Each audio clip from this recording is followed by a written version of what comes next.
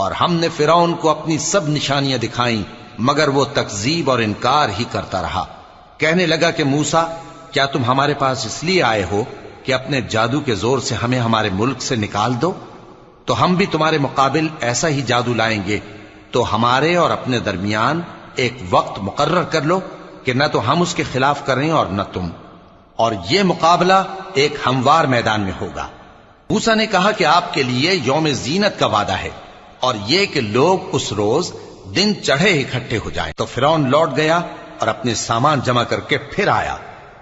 موسیٰ نے ان جادوگروں سے کہا کہ یہ تمہاری بربادی ہوگی، اللہ پر جھوٹ نہ باندھو، وہ تمہیں عذاب سے فنا کر دے گا، اور جس نے جھوٹ باندھا وہ نامراد رہا۔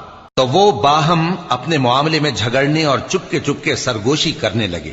کہنے لگے یہ دونوں جادوگر ہیں، چاہتے ہیں کہ اپنے جادو کے زور سے تم کو تمہارے ملک سے نکال دیں